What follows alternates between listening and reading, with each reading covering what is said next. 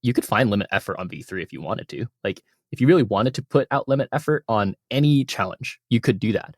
So climbing at your highest performance level isn't about limit effort necessarily. It's not about that exclusively.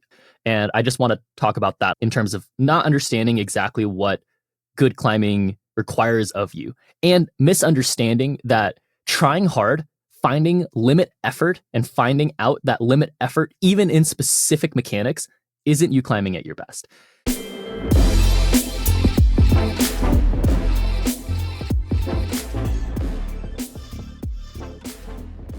Welcome to the Testpiece podcast. This podcast is about all things high-level climbing, how to go from good to great. I'm your host, Joshua Horsley. I've been climbing for over 30 years. We recently updated our Patreon, and now you get exclusive content from the guests that you love. You get your episodes before everyone else, and they're ad-free. Try it out now at patreon.com/testpiece with a free 7-day trial. Okay, let's start the show. Tim, my dude, how you doing this morning? Are you doing phenomenal? I'm doing great. I'm doing phenomenal. Things are good. I'm psyched. I'm psyched to chat about today's topic, and I'm gonna hit the road for a minute. Actually, it's been nice to not have to hit the road for a while, but I'm driving home to the Bay Area, which is like an 8+ hour drive, which sucks. But Jeez. Yeah. Well, also I'm excited to go home. Tim, if only there was some way to listen to things about climbing while you were driving that really kept that psych high and, kind of made that free time just full of climbing. So I don't know, like someone should make something for those long trips. Yeah. Yeah, no, there's got to be another good podcast out there for climbing, right? Oh, right? I just meant, maybe you should just watch climbing videos while driving. Is what are you going alone too? Do you have anyone? I am going alone. Oh, okay. 8 hours. All right. Yeah. All right. Well, then let's just dive into it because I want to get you on the road, not have you stay up too late. Because I know you like to burn that midnight oil while driving by yourself dangerously, but that's a whole nother story. Okay, Tim. So you're heading back to the Bay. I just got put out this little news clip that's really upsetting. The iconic Endless Bummer fell down, which I don't know. Did you ever? So Endless Bummer, I should give a little context. It's this rock right on the ocean in the Bay Area. It like juts out straight out from the coast, and it's right by the ocean. It's just beautiful, picturesque, and it has Endless Bummer on it, which was a really famous early 8A, and then Surf Safari. I was gonna say it's probably better known as Surf Safari, right? Yeah. Well, I mean, yeah. I guess. Yeah. I think that for me it was just Endless Bummer because maybe when I went there, I actually went there for the first time in freaking like 95 or something. Like, wow. And dude, 8A or 13B, and then Surf Safari was like kind of got the slash grade for a while as 14A or 13D. If I remember correctly, it was Chris Sharma's first 14A, which got downgraded. But yeah, so that fell into the ocean. Hard. Did you do it? Have you done it? No, so I haven't done either one. I think we went there twice, and we 1 or 2 hung Endless Bummer a couple of times. It's actually pretty hard too. And it's kind of a very interesting, dude. This boulder which is now gone, which is a sport climb. Because it's pretty short. I think it's it's like 30 to 40 feet long. Pretty short for a sport climb, but it just like juts out into the ocean. It's one of the coolest features, which sadly is gone. Josh told me that yesterday that it fell over, and I was like, no, like that's crazy. Also, it's crazy that you knew about it in 95. Like it must have been such a if you know thing, because even when I went there, it was like, I mean, you drive on this ocean road for a long time, pretty high up on this hillside, and then you just pull over kind of random. At least when we went, the whole road was closed, so we had to walk in because they were doing something like near Santa Cruz, or wherever, whatever city. Wrong way. Up north. It's along the one. I don't even know what's like. What city is that? I don't know. Base of it. This is like Point Ray. No, it's not even that far. I don't know. North of. Yeah, I don't live. We don't live there. North of Marin. Yeah. Tim, we don't live there anymore. We don't need to know the geography. Hey, whatever. It's off the one on the coast north of San Francisco. Boom. Yeah. Anyway, wasn't the point. The road was closed, so we walked in. But you like walk straight off the highway, and then you just go down this hill, and then you see this insanely large steep boulder that's just like jutting out into the ocean. And when you're climbing on it too, you can look back, or like you're lowering off the rope, you look back and you see nothing but ocean. It's one of the coolest features I've climbed on. And it's pretty close. I think it's pretty close to Mickey's Beach, right? Yeah, really close. That's correct. Okay, yeah. I remember we climbed kind of at both. It's been many years since I've been there, but no, I didn't do it. We tried Surf Safari a little bit, and it felt just like a pretty long V10 boulder problem or something, which is pretty hard for 13D even. But man, what a sick feature. Like also just the environment to be there is like pretty one of a kind. It's it actually was not, if you know, back in 95, it was kind of like, oh, this is some of the hardest rock around. Wow. Like if you are in the area, you better go check it out because it's iconic. It was, and dude, there just weren't that many 513s back then. And what I remember about the approach is I just got a ton of poison oak when I went out there. Same. Yeah. So we were finding poison oak. We were like, oh, that's poison oak. That is the endless bummer that it keeps on giving, keeps on bumming you out after you don't send. Here's the last fun fact is I'm pretty sure Sharma did it in approach shoes, or I don't even know if they had approach shoes really back then, but after he did it. So you can just imagine young teenage Chris Sharma campusing V10 13D with his hair flowing and the ocean in the background. Yeah, good times. That was a fun fact. I actually do remember the feet being pretty big on that thing. So it's not necessarily surprising Sharma. Oh, but good try. But I'm sure there's a lot of stories of Sharma just doing things in approach shoes. Dude, it is a bummer that things can just disappear. I've said this before. I think there's something about this mentality of showing up to do things. Like it's not exactly projecting, but you just don't know. Like I never went back to it, Tim, from 95. And I mean, I was like a 10-year-old. So I'm not so sure that I needed to have it in my head. Like, okay, Josh, like you're going to send today, but you just don't know when you're going to go back. And it's gone now, you guys. Like it's gone. And I don't know what kind of pressure that should put on people, but I just love this idea of showing up to do boulders, not just to check them out, not just to suss it out, but having that mentality that today is the day. It doesn't mean tomorrow can't be the day also, but today is always an opportunity and you should freaking seize it.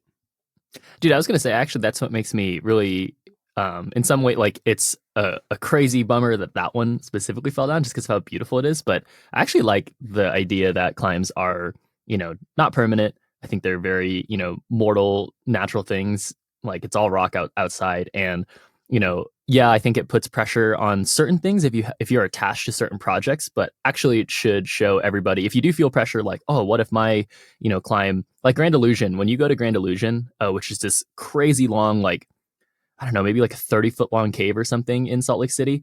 And that's, the V16.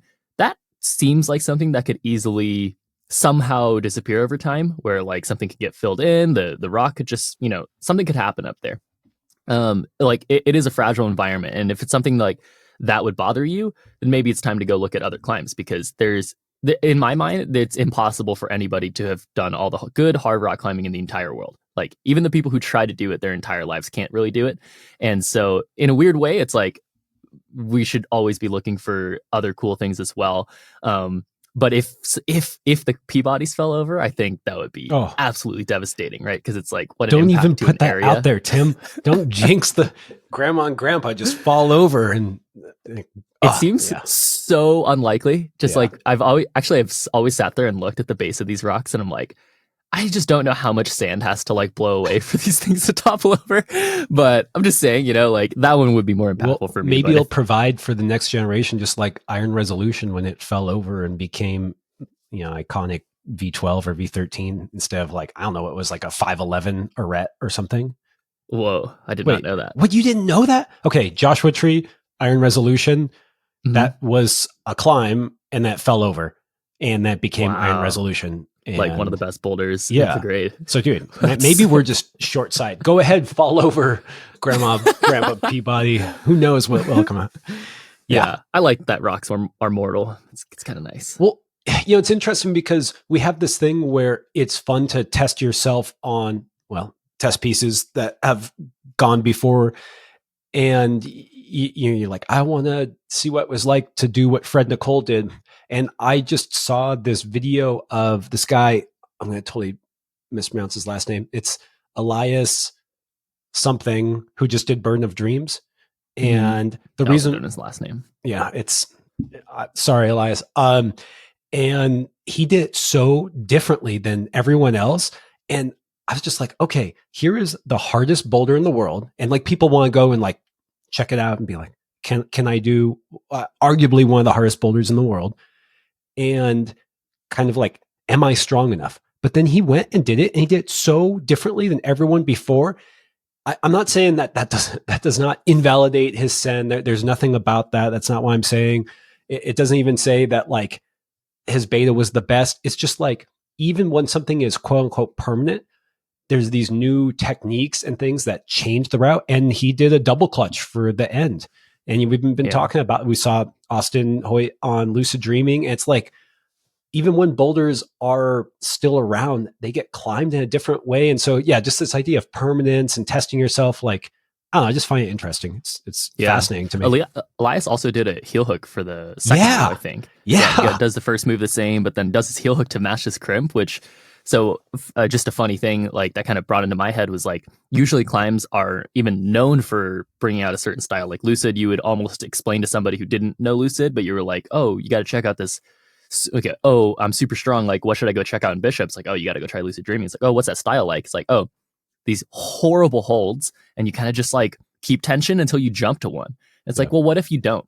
Like, what if you just don't, right? Why are you explaining climbing and movement when climbing could be described as holds and like difficulty and texture? And like specifically for Burden, I thought it was very cool to see. At least I was mostly just seeing videos of Elias work it and like then start doing the double clutch, and it looked easy. Like it looked very consistent for him. It looked for him like a good way. And again, I agree with you, Josh. It's not to say that that's a better way. Like that's the way that everyone should do it now. It's like, no, it was cool that it looked easy for him, and it's cool that he decided to pick it that way. And yeah, and I think also something that I've been impressed by traveling with really, really strong climbers a lot, or like seeing really strong climbers work, is the best climbers tend to look at climbing their own way. Like they tend to see it as rock, and they tend to see, I know I just said that as like, why don't we see it that way? It's actually most high level climbers, I think, tend to do that. It's actually a leak that I've seen in a lot of, stronger climbers actually tends to be things that I coach, which is like, maybe you should look for like some generic things because you spend too much time looking for things, but it actually is an attribute that maybe is exclusive to just stronger climbers, where they're able to look at a rock, look at a set of holds, and just be like, what should I do? What should I do up this thing?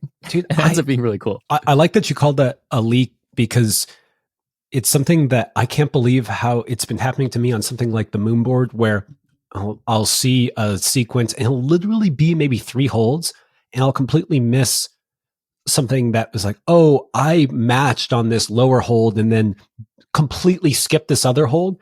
And like it's so easy to get sucked into what everyone else is doing. Like there's chalk on these holds, there's tick marks on the feet. And I mean, yeah. I should be better at, especially on something like the Moonboard where it's even more constrained, I should be better at having an open mind. But it's something that I just got to remind myself over and over again. Is there a different way? Didn't say better way. Right. Just like, is there a freaking different way? And yeah. Thanks. Good. Because based on your level, if you had different, maybe then you can decide what's better or worse. But it's harder to say like, okay, I already know this is better, and then look for other. Why would you do that, right? Like, why would you look for other options if you already know what's better? And so it's kind of the point is like, maybe you don't know everything that's better. It's a good the last tip. Yeah, good one. Good mini pro tip early.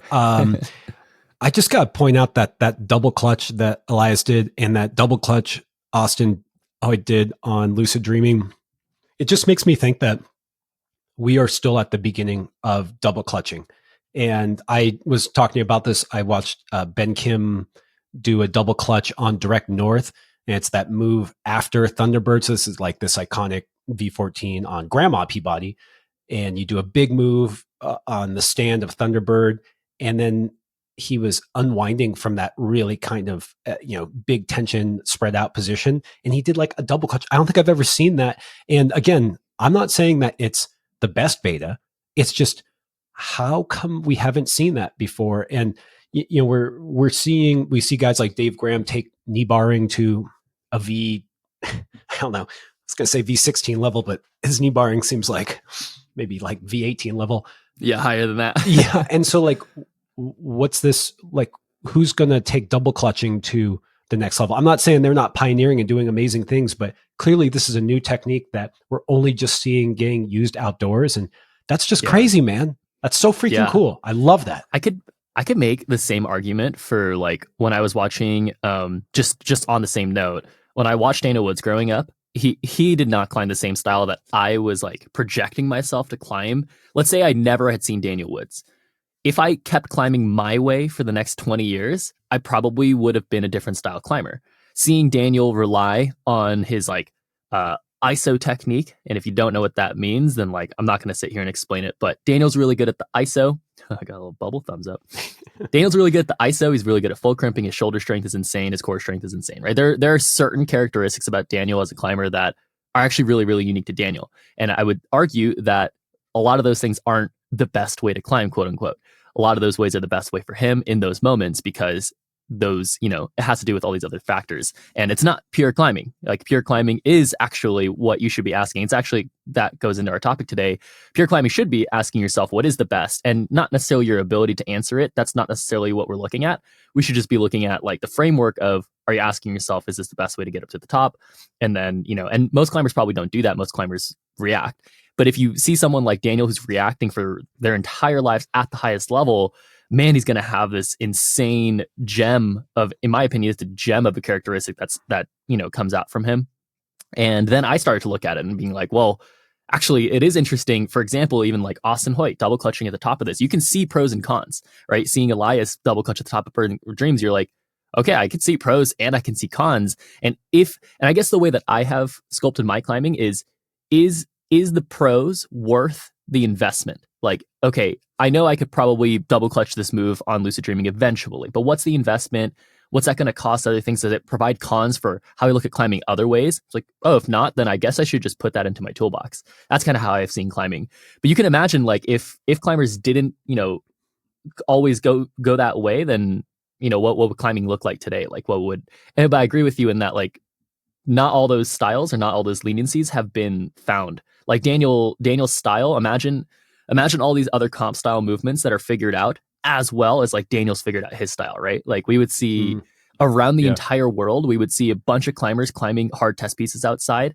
This is totally a crazy thought, but like it's something I think about a lot. But it's like, yeah, imagine watching, because if you think about it, there are not that many strong climbers climbing outside all the time. A lot of them are doing comps, or a lot of them are like in their local areas, right? But imagine a lot of these climbers tried all this test pieces outside. You'd see them go down, you see them go down in different ways, which is pretty cool. Oh, yeah, I love that. Crazy tangent. No, it's my favorite thing because without going too much deeper in the tangent, I like that you tied into what we're going to talk about today, because something that we were just chatting about right before was just when you start up a climb or when you're looking at a climb, is your intention really to get from the bottom to the top in the best way? Is kind of like probably like the next thing that you would come out of your mouth as you say that. And right. That's where just having this massive toolkit is so interesting. And, you know, as you start to get stuck at cruxes, especially when you start getting towards your limit and like a really, really hard climb, it's like sometimes the pro of a double clutch move might be like, it's the only way I can do it today. Now, I may only have a 1% chance at sticking it because it's like really inconsistent from the ground, but it's the only way I can do it today. But then it's interesting. It's like, should I get better at that skill over time? Would I be better off getting stronger fingers so I can make this move more consistent? And that's where it's interesting how each move asks of you an infinite amount of variables that you could dive into, but then you have to make that decision in that moment. And then if your project, you have to make that decision over time. And then it's also, what should I work on over the course of my career so I have more success more often? And I mean, these are the climbing problems we deal with every day. And that's really fun to dive into. So just great points, Tim. Yeah. Okay. We keep talking about hard climbing because there's a lot of hard climbing that's been going down lately. And I just had to say, I watched that devolution video by Sean Rabitou, which made me do a double take when I first clicked on it because I thought it was going to be Sean immediately. Sounds like you gotta be a Sean to send the climb. I'll change my name, Tim. I'll freaking change my name for that. And I love the video. I wanted to shout out to my buddy Eric Bissell, who is the cameraman behind that, who does just amazing work. And I think the thing that is just hilarious, Tim, is I didn't know Sean Rabitou had done this climb. Did you know that he had done it? Had you? Yes. Nope. And dude, I know of 3 other V16 or potentially V17 sends that have gone down that are not public yet. And I don't know if that's like good or bad. Like, I don't know. How do you feel about that? Like, that's kind of like an old school era where you get the media, it would come out on a film. And I kind of like that, but I also like the little kid in me is like, I just tell me, and I want to know now. And there's a lot of hard climbing getting done that hasn't quite come out yet. Okay. My real answer to that is maybe an avenue that we don't want to go, but my real answer to that, why that's happening, is because of where climbing media is at right now, where climbing kind of like sponsorships and brands are right now, where like, I don't know if everyone listening kind of knows this, but I think climbing is at a state where people are very curious, maybe not curious, but critical about the fact that hard climbing doesn't necessarily amount to like a deal or a sponsorship or status. And I think pro climbers are more aware of this than you guys think, than most people think. And so what I think, my speculation, it's just speculation, but my speculation is that maybe they're being a little bit more strategic about how they're going to spray their sends. And I think it's still cool that they know that maybe if people don't say it, let's say brands say like, yeah, V17s or V16 sending them means nothing to us, right? Well, climbers know the difference. Climbers know that it still matters. So they're still going to try to, spray about it, but not in the traditional way is my guess. But I agree with you. I think it's sad that I think climbers should care about that stuff. Like just to understand the pulse of climbing and like how much good energy there is as a community. Like I really thought things were community driven back when like even Tommy and Kevin Jorgensen were like on the Dawn Wall. I think the entire climbing team, I remember I would go to the gym after school and like the entire climbing team would like talk about it, and we would like know where they were and like what day they were on, and like even Honnold, after doing like his free solo stuff or like any large climbing news that happened back in the day, like the entire gym would know about it. And I think the purpose of that was to like inspire all of us, right? And so nowadays, because we're looking for value in it, we're not gonna get inspired by it unless we like try. So I just think there's a whole weird back and forth with it. Yeah, I guess you're right there about them being strategic, and you're more likely to get sponsored by how many views and likes your video has than how groundbreaking or how hard the send might be. And so I see what you're saying. That totally makes sense. That makes me sad that we don't have these moments in the gym as much, where it's like this shelling point where that news story is what everyone is going to be talking about. Like that it's that thing. And then I realized, as I was saying about releasing these sends, is that there wasn't social media really back in the day. And so you didn't even get those films dropping were the only way for it to really get out to the public. So maybe I don't know. I don't have anything to say there other than I gotta tell you, man, when I see a cool video drop like that, I get psyched. And one thing that is kind of a bummer, this isn't a bummer, and this is not it's just too bad that Sean Rabitou, he posted his video and it was incredible and I loved it. And I guess there's a side of me that wishes we had seen it from Sean Bailey first. Just and I don't think I have no idea about any of this stuff. I don't think Sean Rabitou is like did it for any negative reason. I know Sean Bailey didn't do it for held it back for any negative reason. It's just that there's something about that like in this day and age where things happen and it starts spreading out, and I just wanted to kind of see that moment captured. And that's why I when I saw that it was Sean Rabitou and I did that double take, a part of me was just like, like that's cool. Damn, I wish we had seen Sean Bailey's first send. And I don't know what I'm saying. It's funny. It's good for both of them. Dude, it's funny because it's the same thing that I felt when Noah Wheeler's Defying Gravity clip didn't get shown when Nathaniel's got shown on Mellow.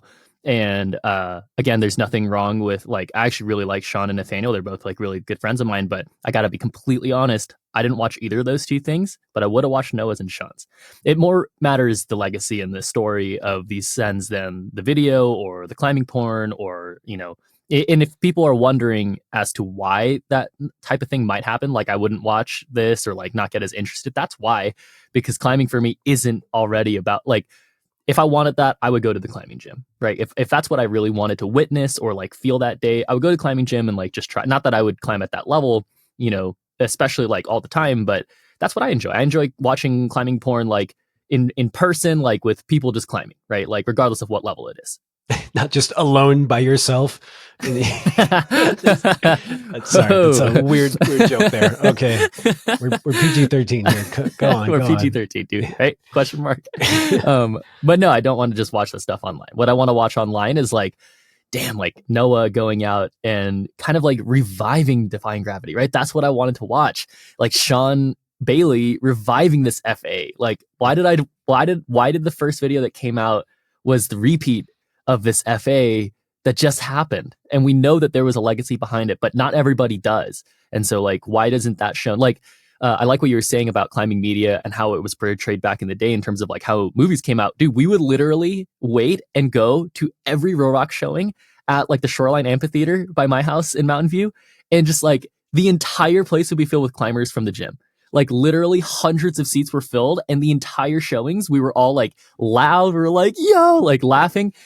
And like, we don't watch climbing media that way, but the way that media was also portrayed was as historical. It was like groundbreaking achievements. And these are groundbreaking achievements. They're just not portrayed that way anymore. And I think that's what's really interesting. And so it's not off-putting to watch Nathaniel or Sean Rabitou, but it's just like, it's off-putting to not watch these other guys first. I also got to point out that we're not saying anything negative about Sean Rabitou and Nathaniel Coleman putting out their video. That they should not be like sitting there and being like, I'm not going to put out my stuff until like, you know, that. I don't think they make those choices either. Yeah. So I think they just say yes to getting filmed and then, you know. It's funny how in this era where we have so much media, how in some ways you don't value it as much. I was thinking about when those movies came out and like the dosages came out. I have this memory of, I was in college. I can't remember which dosage it was. Some dosage we finally got on DVD, of course, because it's a long freaking time ago. I have some of those. Yeah. So I used to live in, it was like a frat house, or it wasn't a frat house, but one of my members was in a frat. So we'd throw giant parties there that was paid for by other people. And we got this DVD and we were throwing a party that night.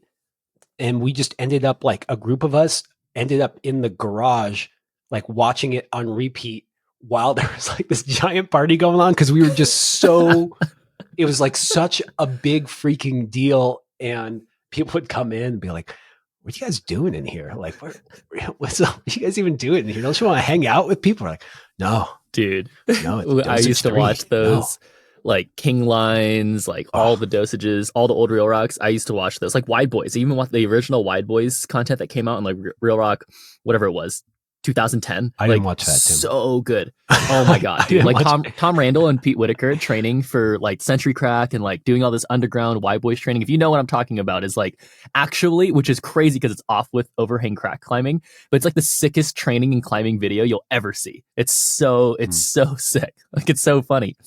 I mean, Josh and I are just like old crusties about climbing media, but maybe for a good reason. Yeah, I mean, I shouldn't complain that there's so much good media out there now. It just, it's something that is, I miss just everyone coalescing on like that one thing. And I can't believe, so you didn't watch Devolution. You didn't watch it. No, dude. Okay. I don't watch a lot of climbing media nowadays, dude. Okay. Well, let me just take you to this one moment because you probably had this when you did Focus, also good climbing media. So yeah, remember that little clip you did? Did a couple of highballs in Bishop there? I think so. Yeah. So Sean there's this shot of him. So Devolution is the sit start or, whatever, low start to Evolution, which goes straight up Grandpa Peabody. And there's even like a V10 stand to Evolution or whatever you want to call it, like a drop off, and it drops off at the lip and you have this big flake and then you toss a heel up rock onto it, and then kind of mantle over, and all of a sudden you're in this thin face kind of slab climbing, and it's like off the deck. So what's funny is that, I've been there a few times, and for me, it's like kind of like a little bit of a scary moment. You're like, okay, am I going to do this? Okay, like I'm going for it. And there's this shot of him sitting on that jug with the heel up, and he's just kind of got this like smile, like this kind of confident, like chill. And it's just, those moments when you've kind of done the hard part of your proj, or you're on a rope, you've passed the crux, and you just know that like you're just tapped in the zone, and you're like happy, but you're still climbing. It just captured it so well. But what's funny is, like, for me, that was where I'm like setting off onto like kind of serious terrain for me, especially at the time. I did, like, for me, that was scary. And I was thinking like, I bet you for Tim, he also felt that same way during focus, where you're just like, yeah, on the jug, like, no, I know I got like a V7, like a thin slab boulder where if I fall, I might break my leg, but I'm good, man. And just, they captured that moment so well, where he was just like, fuck yeah. Like, he just looked psyched. That's awesome. Sean has this common thing where he like goes in and out of his climbing. I don't know if like it's shown necessarily anywhere specific, but I'll watch him quite frequently. I feel like in his face visually, he'll like look like he's like off of it for a second and laugh or like smile and like get back into it. And it's like, wow, like what an impressive confidence that guy carries around. I will open up and maybe share my view on evolution. When you get to the lip, I think what it is such an obvious break in the climbing. But actually, I don't know of anyone who feels confident on the climbing from the lip to the top. It's relatively easy climbing based on what you've just done, but it actually feels like the heel might pop like every time. Not that the heel might pop, but it might not do what you need it to do. Like, it's really difficult. I think that move doesn't feel 100%. The section doesn't feel 100%, which is kind of interesting. So what my guess would have been was like, he's like, dude, the hard climbing is done. Like, I hope this goes well. It's like kind of what I was thinking, at least when I did focus, was like, so I kind of was talking about it. Sorry, just to like revisit that day a little bit. I remember I was talking about my middle finger about to blow. Like, it was completely red and pink, my left hand. And basically the evolution move is like, from the lip, you have this pretty like deep left heel, but the way the rock is like kind of slick, and it's just shallow enough where it feels like the heel, if you have the wrong leverage, it might just pop straight off. So you pull like really hard and you lock off like above kind of like chest height to get to this crimp. And when I grabbed the crimp, I couldn't feel it with my middle finger at all. So I just crimped it like this. My middle finger was like on top of my index and my ring finger. And and you could see in the focus movie, if you guys go back and watch it, like I go up, lock off, grab this left hand crimp, and I constantly am just like, for like a couple of seconds, readjusting it because I couldn't feel it. And I think I had the same feeling where I was like, well, like I know the climbing, but I hope it goes well because I am done. Like, the day's done. The project is done. Like, I am done. And I think, yeah, all climbers get into this moment of like, if it happens, it happens, and that's send or failure. Like, if it happens, it happens. Like, I kind of have to get to that state, I think. It's one of the most fun states. Like, just that total commitment, just that you're and sometimes you hate it. Like, sometimes the climbing style is just horrible, where you're like, okay, this is not the type of climbing I want to end on. Like some weird slab sometimes is not so good, but evolution is so nice because you can actually climb your way through the ending, and it's scary, and it's like, oh, the holds are nasty on it. Oh, what a good climb. I'm so psyched that devolution is going down. Hands are sweating, dude. You should put that on the list, Tim. Maybe I'll try. Yeah. Ooh. Maybe I'll try. Okay, that's enough evolution talk. People are going to make fun of me. Don't make fun of Josh. Evolution is one of the best lines in one of the best climbing areas ever of all time. By the way, my buddy did have his heel pop on that move and hyperextended his elbow, like kind of like dislocated his elbow. Sucks. I think he jacked his knee and had to get surgery on that. Sai, another buddy of ours, took a gnarly fall off of that as well. Really rocking onto that heel. I thought it's a pretty good heel, but if that heel blows and you're committed, you're coming down weird. And while it may not be crazy high, like, I don't know, 16 feet, something like 18, I don't know, but you don't want to come off of that anything but straight down. Yeah. That move is weird too. If you don't fully commit to it, it doesn't work. Like, I've tried it a couple of times where you like don't crank on the heel enough, or you don't pull enough, you can't actually reach the hold. It's like, it's pretty big, pretty far. If you guys ever go try it, good luck. Don't don't hurt yourselves. Don't let the heel pop. Do the right things. Such a good one.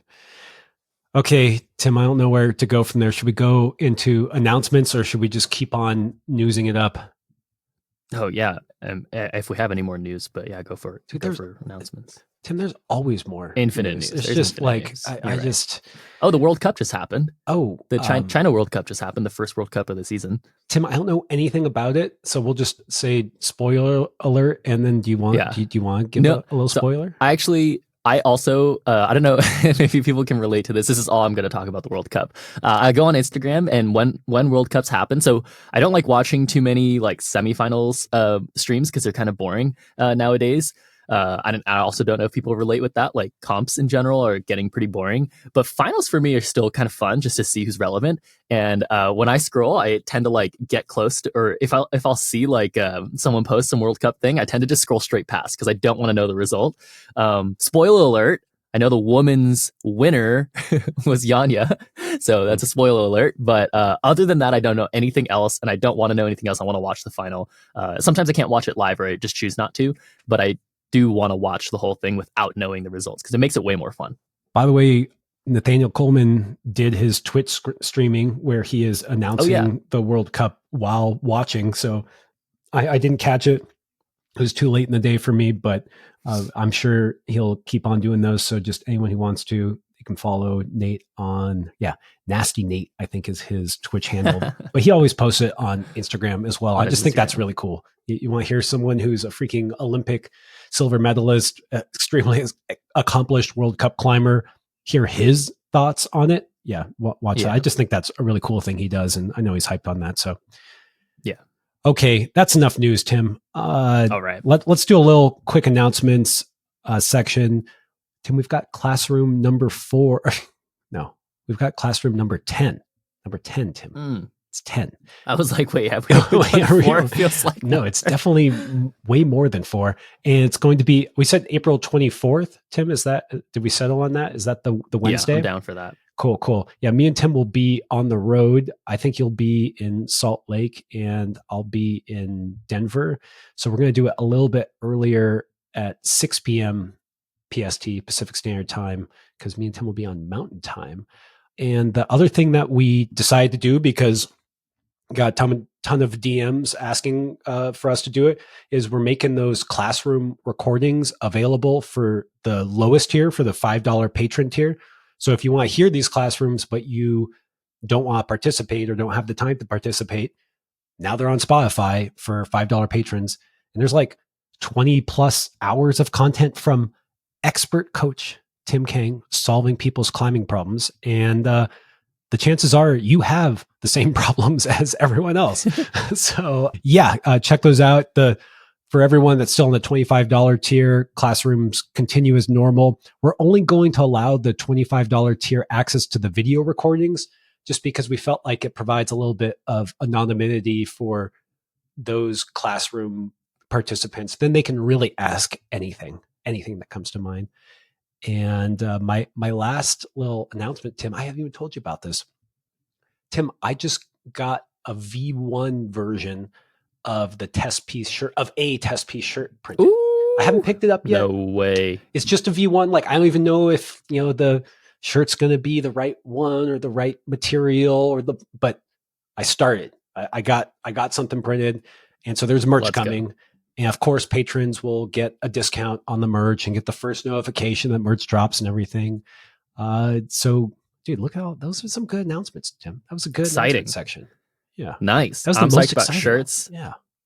My your expert coach Tim will double on saying no, real talk. Yeah, I am a coach. I've coached since I was 17 and I'm 25 now. So it's been a minute. One thing I feel confidently in is being able to help you through your problems. I don't offer one-on-one AMA time anymore. And so the only way that you can get into that, especially for a lot cheaper than what I used to offer, is the classrooms.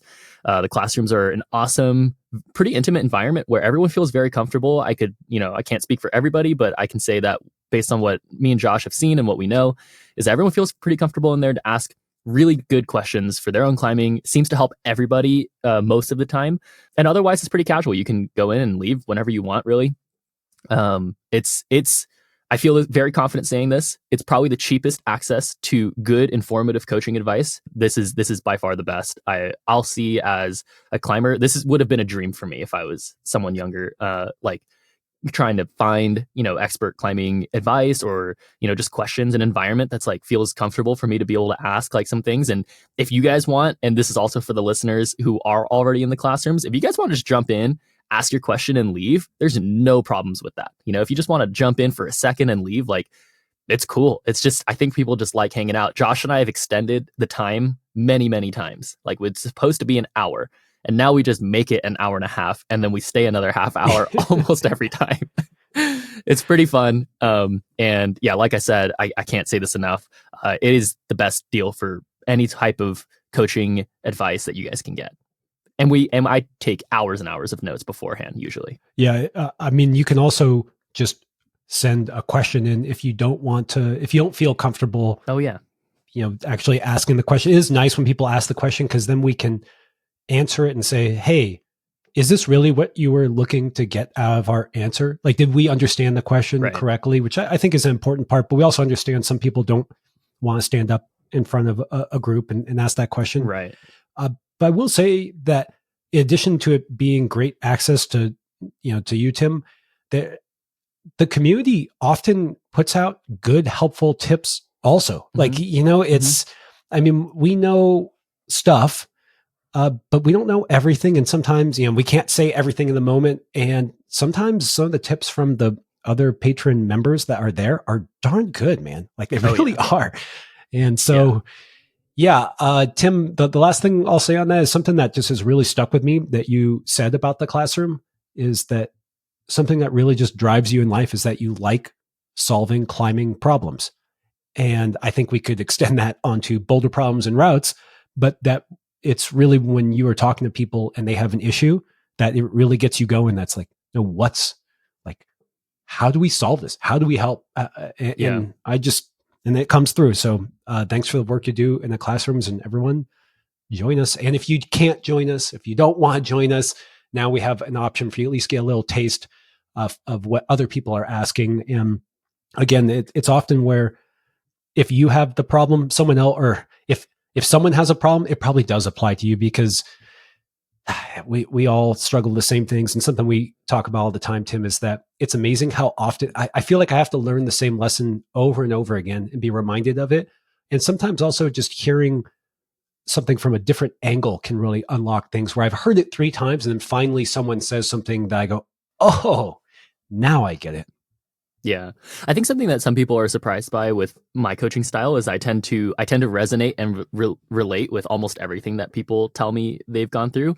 And I think that's also a trait that comes with a lot of good coaches, is like, yeah, I've run into that. And, it's not necessarily to say like, you should just be tough and go through it, but like, here's what I went through, and this is probably what you feel as well.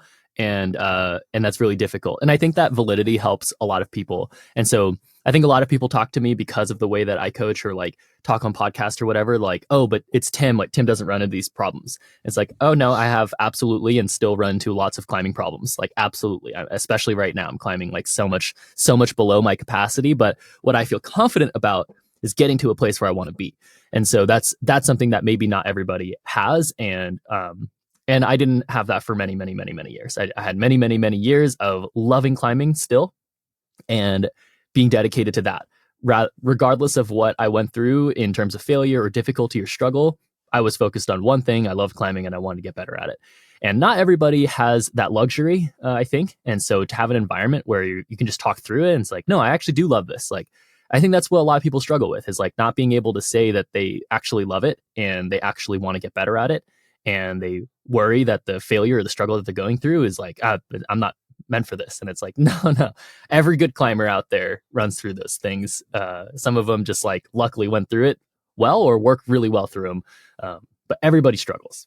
Everybody struggles. In some ways, the more you've struggled on your journey, the more you have to offer, because it's hard to, it's going to be hard to explain to someone about finger strength if you came out doing 1-arm pull-ups on the 8 mil. Yeah, something, exactly. And it's why, as much as we love talking to some of the best climbers in the world, Mm. That doesn't necessarily mean they make the best coaches. Maybe at some point in their life, they'll take a step back from being pro climbers and develop that skill. But it's just because someone climbs V17 doesn't mean they're the ones who will get you to climb V17, which is interesting. That's not to say that there's not, it's not black and white like that. And they always have something to offer. But sometimes it's the person who struggled to go from V4 to V5 and then from V5 to V6 all the way up to that, V15. They're like, oh, you're having that problem? I remember that problem. There are not that many coaches that offer this type of thing. There are not that many climbing coaches out there who offer real time to talk about climbing things, who, I like what you said, Josh. I'm obsessed with breaking down climbing things. I actually am obsessed with it, regardless if people pay for it or not. I'd rather people didn't, which is why I think this classroom stuff is cool, because it's such a low cost barrier, dude. It's so accessible. So get in there. If you don't want to be in there, send questions. Yeah. Okay. Hope to see you in there on April 24th at 6 p.m. PST. Because Tim, we're traveling. You're going to be in Salt Lake. Do you want to talk at all about that you're competing, man? That was the one news item that I didn't cover. Big news flash, big announcement. Sorry, go ahead. People are making this such a big deal for me. No, it's all good. Not just you, Josh. Like, people are like, "Whoa, you're competing again?" It's like, "Are you ready for it?" It's like, "No, I'm not ready for it. I haven't climbed like probably more than like 20 times since December. I'm definitely not ready to win. I think maybe this will help. Maybe this is just fun to talk about in comps. I think every competitive athlete definitely has a mindset going into an event, right? There's obvious investment and there's obvious, personal speculation for what you expect out of the event. Now, obviously, from what you guys have heard me talk through, and in terms of athletes that I've talked about, or like how I coach, even how I see the game as comps go. For me, a lot of this is a gauge. It's a lot of me to gauge like where I would like my career to go. First of all, like what I expect my career to look like for the next couple of years or the rest of this season. A lot of it is to gauge the style that people are going to set for this year, because I think setting style changes comp to comp, year to year, and it tends to stay the same for the year, in my opinion, or at least in my experience. And so a lot of it's interest to see like, do I want to keep doing this? And then, like I said, I haven't really climbed that hard. I've been able to repeat some hard things in the past a couple of months that I've done in the past couple of years. I've been able to climb and hangboard somewhat frequently and feel close to like a strength that I'm happy with in climbing. But my expectation has nothing to do with my result. My expectation has nothing to do with like a round making of any sort. And usually that makes it pretty fun. And so I just happen to be able to go do an event that I was going to originally sign up for lead and for bouldering, but I'm realizing now that it probably would make bouldering harder for me, just because my fitness level is so bad. And not terms of like, I think if I had one lead rip, it would feel fine, but to compete multiple rounds in multiple, consecutive days is really, really difficult if you only climb once a week. But yeah, and I am definitely excited for this event. I'm mostly using it as a gauge, but it's still a serious event. So the thing that I'm worried about is my intensity and my in the moment flow changes. And actually, I don't want that to happen. So I would like to go to the event and maintain these expectations. I could see myself going and getting way psyched and pushing myself. And the reason why I said that was because my knee is still definitely not recovered. It is recovering very well, if anyone's curious, and it feels pretty good. Like I generally find myself heel hooking like my chair or like things on the ground, like not while I'm climbing, because also just not climbing very much. And again, it's kind of on purpose. If I go climbing, I kind of just push myself too hard. And so I know that about myself. I can not push my knee if I'm hangboarding, so I'll hangboard more often than I'll climb. But man, I just find myself like climbing and I can't help it. Like I can't help but be like, oh, I wonder if I could do that. And then I'm like, okay, it hurts. That's probably too much already. And so I'm worried for sure. I'm worried for the comp. I'm very excited, and I'm going to have a lot of fun. I happen to be coaching 2 athletes right after the competition, so I get to finally watch them live in some competition. For me, it's going to be kind of a little bit of everything, and I'm really excited for the whole thing. But I'll let you guys know how the comp goes. I'll let you guys know about the style, the meta, like the gauges that I have afterward. But yeah, I'm finally going to go, and I haven't competed in like over a year and a half. I'm pretty excited. My last hard climbing like endeavor was Focus, which is a long time ago. Quick break while I tell you about today's sponsor. Thank you to all the patrons who help make this show possible. Join them so you can get episodes early before anyone else, and those episodes are ad-free. As a patron, you also get to submit questions for upcoming guests. The answers to those questions are only available to patrons. Follow the link in the show notes to join now. You also get access to a private Discord where you'll find me and other people who want to go from good to great. Okay, back to the pod.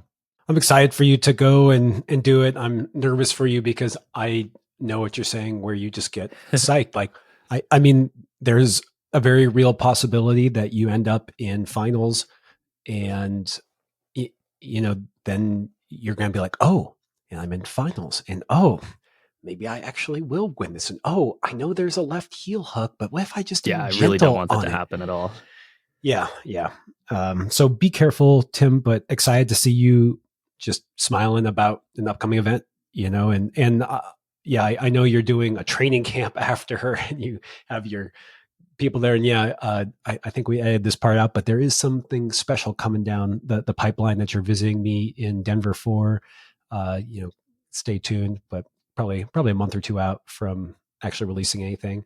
And so you got a full weekend, but all fun stuff, multifaceted trip. Be careful, man. Care about you. Don't want to see you get hurt more. Thanks, dude. Yeah. Okay. I'm going to say my pro tip before we get into the topic of the day. And my pro tip is just do all the freaking climbs in the gym, and the ropes.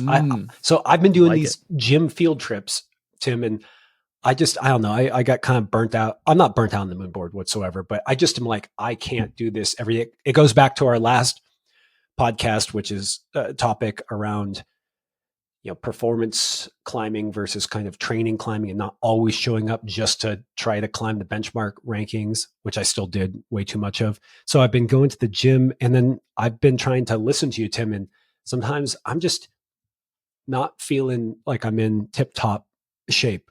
I'm just, my knuckles are sore. I've just been pushing it hard. And so I was like, oh, okay, I'm going to go in and do a bunch of vertical terrain. And that sounds obvious and people should do that. But I usually there's a new set on the steep wall and I'm going to try to do them all, right? That's just kind of my thing. That's what a gym field trip typically is for me. But I've been going and sometimes I do rope climbing and I just I've had some great sessions where I'm doing all these vertical stuff. I'm getting sore in different places. I'm like, oh God, I've really neglected this. And it reminded me of two things. It reminded me of one of the reasons why the benchmarks are good on the moon board is because you want to do all of them. So who cares what the grade are? You want to do all of them. And some of them are going to be hard for you and some of them are going to be easy. And that's the benefit. But then I was getting on ropes and I was doing some vertical terrain and some steeper stuff that was hard. And I remembered one of the best things about being a route setter is that when you foreran everything. And then, you're in the gym all the time. I literally would do every single climb in the gym, or at least try to do every single climb in the gym. And, I think we all know this and it's like this thing, get on all sorts of different terrain. But what I'll just say as like a nice statement is do them all. Just make that your goal. And then you don't have to worry about trying to get a good mix, however, just do them all. And I would argue, do all the ropes too if you're a boulder. And if you're a sport climber, do all the boulders. Now, maybe you can't do them all, but that should be your mindset. And yeah, that's my pro tip. Nice. That's a really good pro tip. It's funny because I think I used to think about this a lot because I would go in and be pretty close with the route setters at Planet Granite.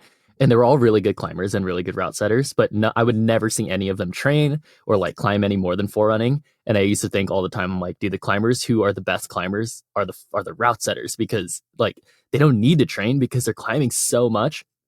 I'll share another story.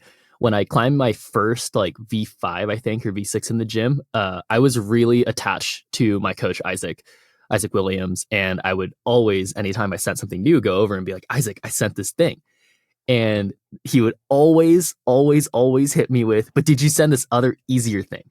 He a lower grade. He would always be like, but Timmy, did you send that V4 over there? I'm like, no, I didn't. And it would always be one that he knew I didn't, right? Like he would always be one where he like knew, he's like, well, no one sent that one, and he's like, that's cool, dude. Like I'm happy for you, but also like maybe next practice go and send like the other, like go send 20 V4s or something. And then maybe I'll be pretty happy. And I remember the first time he took me to Bishop, or I met with the team and Isaac was there in Bishop, same thing. Like he kind of took me and Ross and Sam McQueen around.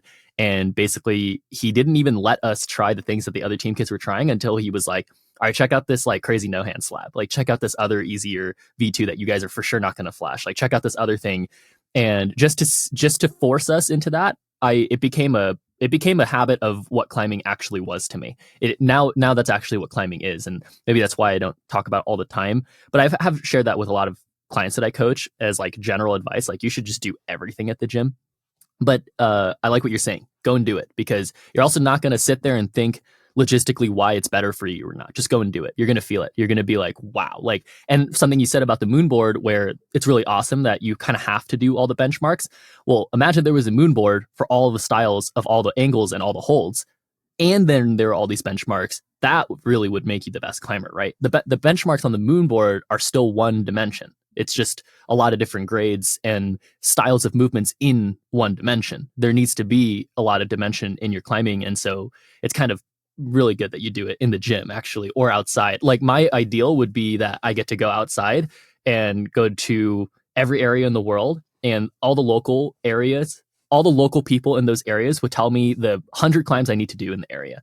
Like, that's my dream as a rock climber, not because I would feel accomplished, but because afterward I would feel masterful. Like, I think if you really want climbing mastery and you want to feel like you're getting better at climbing, like that's definitely my opinion. And it sounds like Josh's opinion on like how mastery might be found is doing this wide variety and feeling good about it.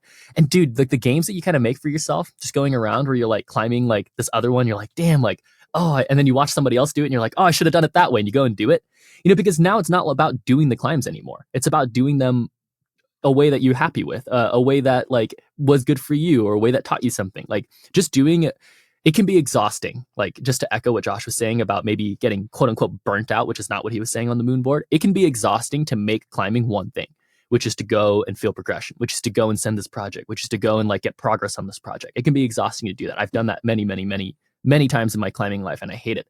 But I don't hate it. I just hate it when it becomes the only layer that I care about.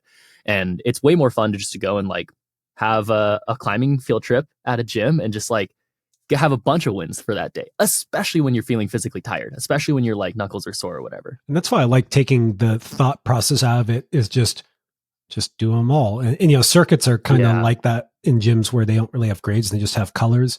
And I remember when there would be a new comp set, it would be 50 problems, and they wouldn't maybe take the tags off, right? Where it'd just be like, this is number 1. You're like, I'm starting here. Yeah. And you'd be like, dude, number 22 is way harder than number 32. Like, I love that. Another little side tip, I was messaging with a classroom patron, and he was asking about warm-ups and just, I don't know, we're just talking about warming up, which, by the way, one of his questions I thought would either be a really good classroom question or potentially a full pod is just, what are some good principles behind warming up? Because a lot of the stuff we were actually talking about was the mental warm-up side. And if you're interested in this topic, we go pretty deep on it in classroom number 9, where there's physical warm-up, and then there's being ready to really try hard on your proj, we'll say. And I was messaging him about having a warm-up project, and how there's so many times where when you send your warm-up project, it like gets the ball rolling, and then you send your project. And it got me, and he was like, what is a warm-up project? Like, he's like, he had probably heard the term before, but what does that really mean? I was like, wait, yeah, what does that mean? And I think it's just, let's say you're climbing, this can be done indoors or outdoors.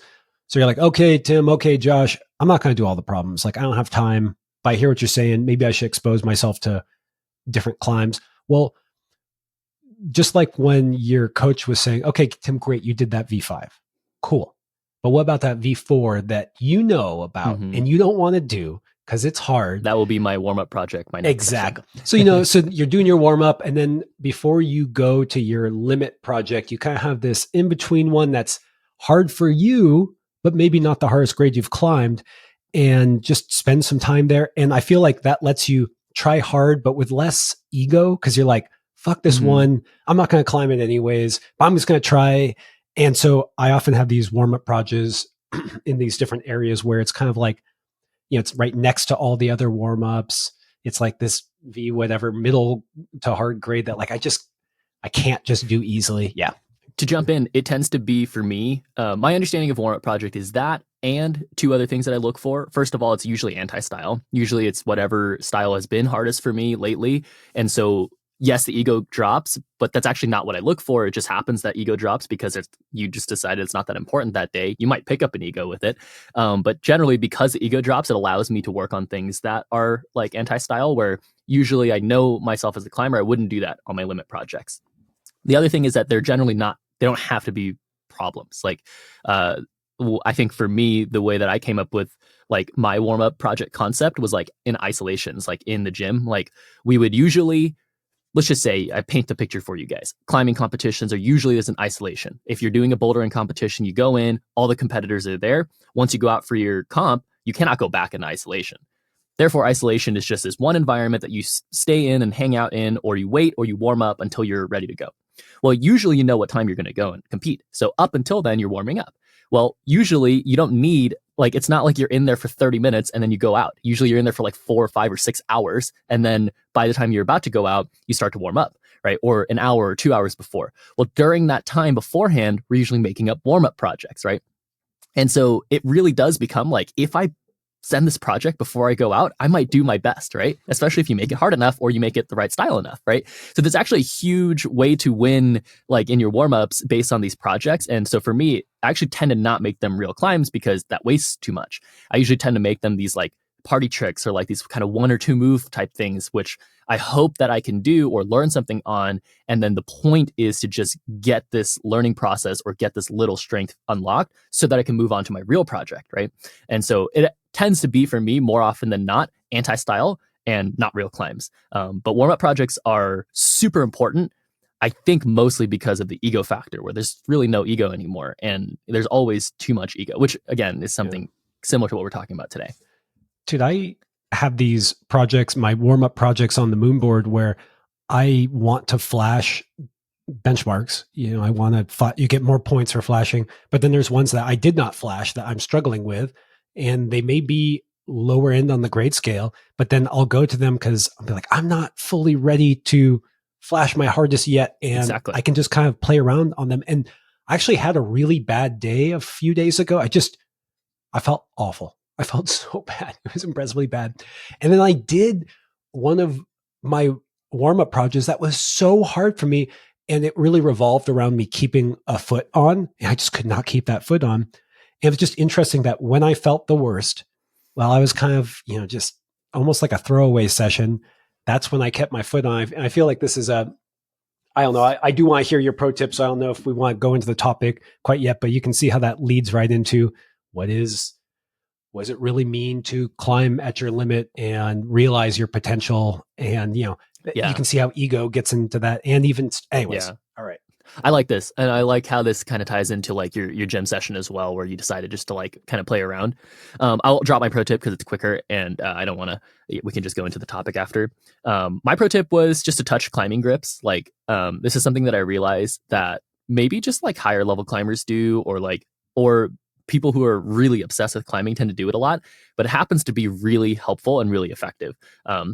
Happens to me to be an effective warm-up, and it helps with my skin a lot. And just to understand friction and to understand like what you can do is also a pro tip for competitive climbers, which tends to now be pretty widely known information, but maybe not if it's your first time in a final, for example.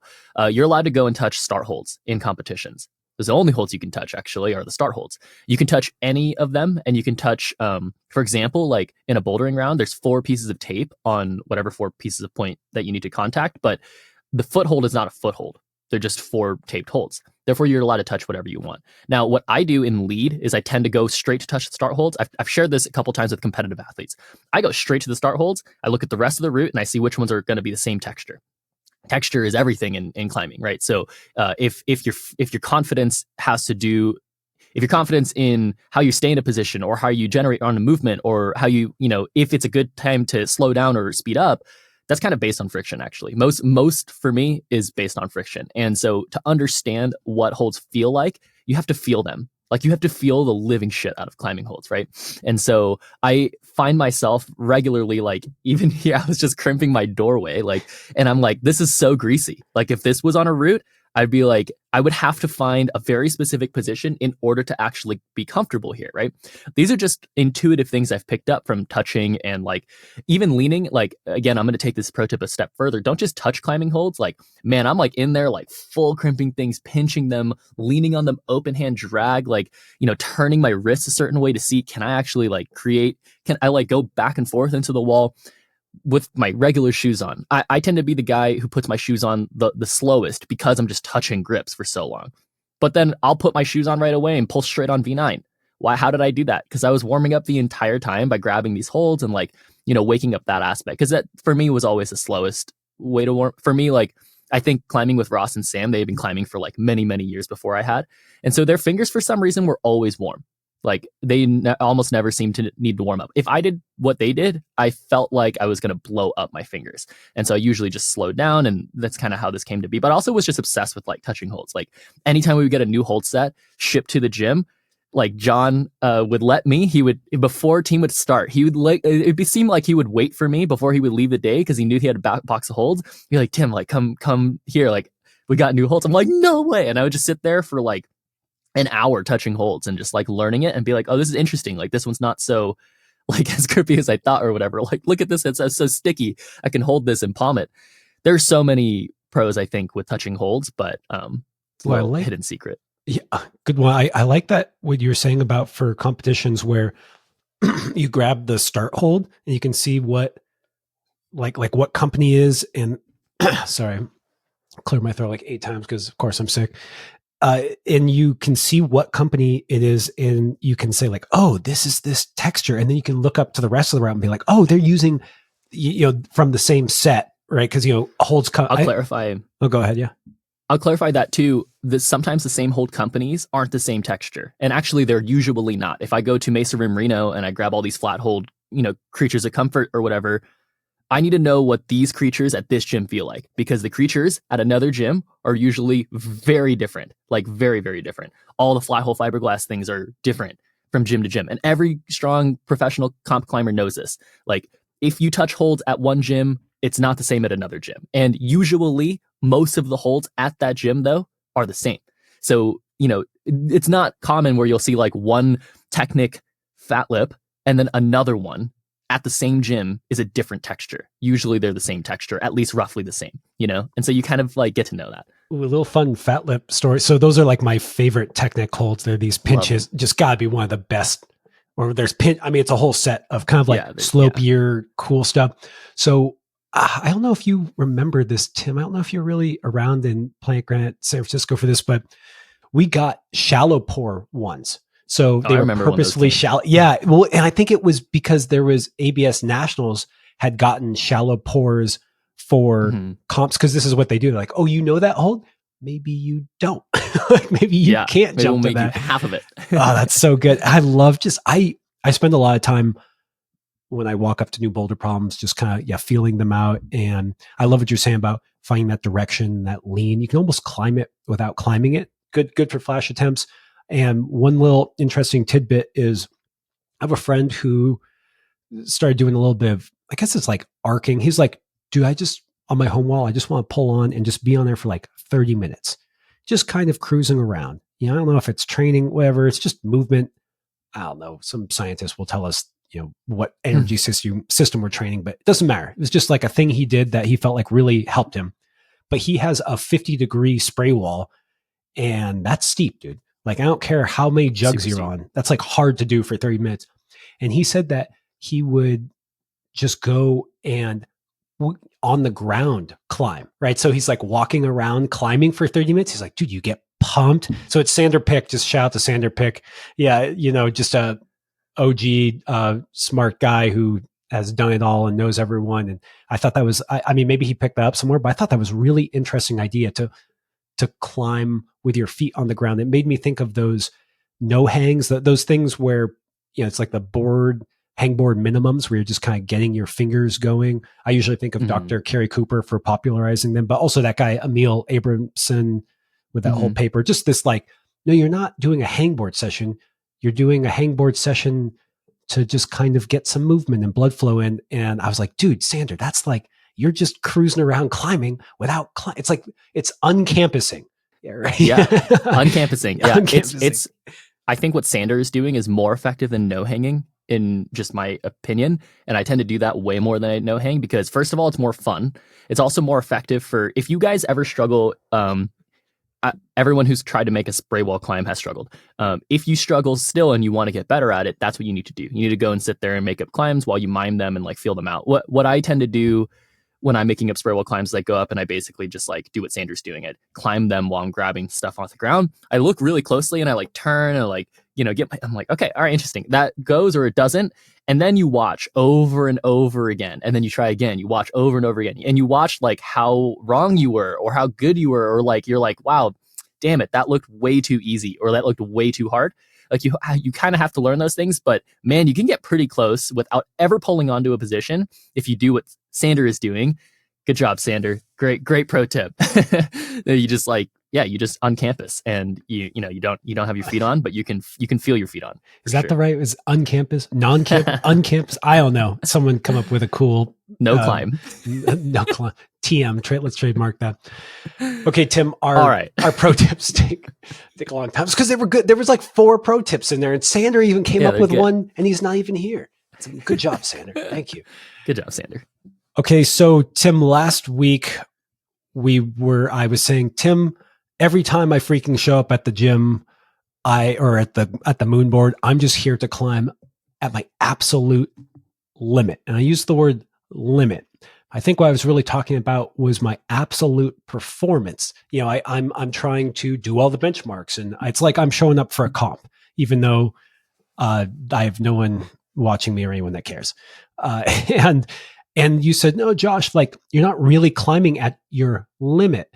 And this kind of begged the question that we got into a little bit, but that I just wanted to dive into a lot deeper, is what is limit climbing? How do you climb at your limit? How is it different from just trying hard? And then potentially even how do we train that? Like, and what's the mentality behind that? And so I just want to hand it back over to you because I know that's like a broad subject and we couldn't come up with some pithy one sentence thing, but I think everyone understands that. It's like, what does it really mean to climb at your best? How is that related to just, trying hard, like bearing down? How is it not related? And you really emphasized to me the mentality behind that. And that really got me when you pointed that out when we were talking last. I was like, oh, I see where you're going with that. So, where you want to start on? I like that. Well, I like that you brought up the last week's topic where I kind of harped on you for saying like, even if you find limit effort in your sessions, you better assume that you climbed your absolute best on that climb, because you can essentially find limit effort on, I told you, I think last episode, you could find limit effort on V3 if you wanted to. Like if you really wanted to put out limit effort on any challenge, you could do that. So climbing at your highest performance level isn't about limit effort necessarily. It's not about that exclusively. Of course, that needs to exist. Now we're going to stop there because I think that's a sentiment that a lot of people probably will resonate with. And I just want to talk about that a little bit first in terms of not understanding exactly what good climbing requires of you and misunderstanding that trying hard, finding limit effort and finding out that limit effort, even in specific mechanics, isn't you climbing at your best. That's a really hard thing to wrap your head around, and it's a really hard thing to not obsess over, because basically something that I just want to share is that most people that I coach, the issues here in this concept tend to be in what you tell yourself is success and failure. We need to make sure that this is not an aspect of success and failure until we really understand the difference. And that's why I kind of told you before that you should assume that you're not looking for the right things, right? Because then there's no success. You're always succeeding and you're always failing then, right? Like that's how I feel about my climbing, is that I'm literally always succeeding and I'm always failing. And so if you always are doing that, then you're able to always progress, right? The point here is not just to understand what what actual true optimal performance looks like in climbing in ourselves or in other people, which something that I'm fairly comfortable doing, whether I'm watching somebody else or watching myself. I'm able to say like, you could have had more. That's my ability as a coach to say like, like if you focused here, we would see better, right? That's generally what I tend to do, especially in my own climbing as well. If you guys can do that yourselves, of course you can get better at climbing, right? And so that's why I try to rephrase. That's why Andy Tollefson, the coach, he really always says this. He's like, oh, right, I love it. You're not giving me the fish, you're teaching me how to fish, right? If I teach you how to fish, right, and you know what you're looking for in terms of like what fish to hold and like when to pull and stuff, like instead of saying like, oh, you got a fish, good job, then we actually understand how to progress in climbing and how to get more fish, how to fish more effectively, how to get bigger fish. Dude, something that just came to me while you were talking about this idea of trying hard, being a one metric that people often feel like is the only one, is it makes me think this may be why people get so into just training, is that it's very simple and you just go, okay, I'm going to do a one-arm pull-up or I'm not. I'm going to try really hard, and it just narrows this down. And I mean, I'm guilty of a lot of this, which is why it's an interesting topic that I wanted to ask Tim about. Mm-hmm. And it just clicked on me there, where it's like, it's so tempting to just boil it down to this one thing, because it makes it easy to not have to check about the million other things that maybe you were doing incorrectly. So that's what I agree with. Training is not simple. I think training is not simple. I think answers are simple from training. And that's what people like. People like simple answers. They like, oh, I'm going to put this in and I'm going to get this back. And if the number is higher, that means I'm getting better. Well, that's a lot easier than asking yourself, why the hell did I just not stick that move? Why was it so hard for me to move my foot here? Why did I not decide to do that? Like, why am I weak here specifically? Right? Like, people shock me in numbers. I'll tell you this right now. People shock me. The people that I have coached shock me. Almost everybody shocks me in the metrics they're able to output. And then I shock them with telling them that I put out very similar numbers. And some of them are lower than yours. Like, people are shocked, right? And I'm like, well, okay, well, it's not to say that I'm going to make fun of your ability or anything. It's just like, you're probably focusing on the wrong thing. And this has helped me in podcasting a lot as well. It's like, okay, then what do I focus on? And like, what is important, right? And again, I'm not here saying like, I know everything, but these are pretty important things for people to consider, I think. And so going back to this topic of, it's funny because this came from the skill of trying hard. Josh brought up this concept of trying hard. And I actually agreed that this was an aspect it is a skill to try hard. It is a skill that you have to practice and be aware of. But I like that I start going into this topic of just like, well, these are, this is how you practice. This is what we should be looking for. And Josh kind of stepped back and said like, well, but it's funny because when we look at optimal performance, it tends to be much more about the theory. It tends to be much more about the confidence aspect. It tends to be more, and I was like, okay, interesting.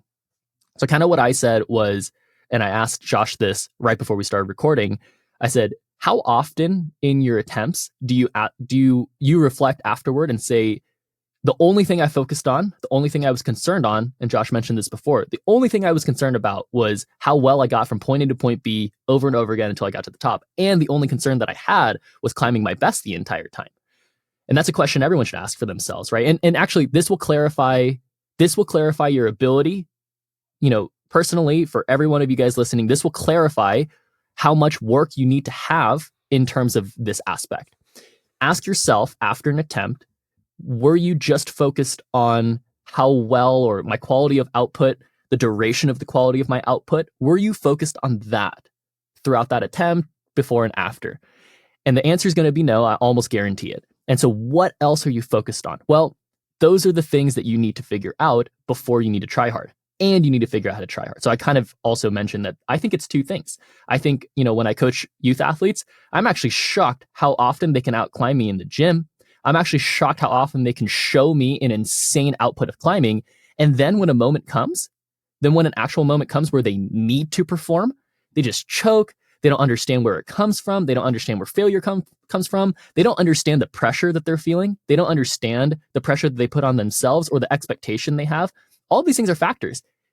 And check it out. And if you don't agree with me, if you don't believe me, ask yourself, ask the youth athlete, ask themselves in that moment, okay, were you focused on how to grab that hold, when to grab it, for what duration of time, where to place your foot and how smoothly to go, and then how to relax? were you focused on those aspects, right? It's like, no, maybe you were thinking about it.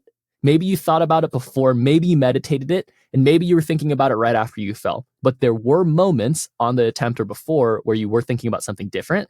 And it's just to assume that that takes you out of flow, which is the most, and this is something that is more commonly known. Your highest level of output in the most intuitive way will come from flow. And so the state of being is one of the most important things here. So I just want to share what I thought when you asked me this question, and my answer was no. This question of, were you thinking about getting up the boulder, we'll just say, from point A to point B in the best way possible? And you're like, you're like, how often do you think that? I was like, fuck, like maybe never. And so, I'm on the moon board. I want to do this new benchmark.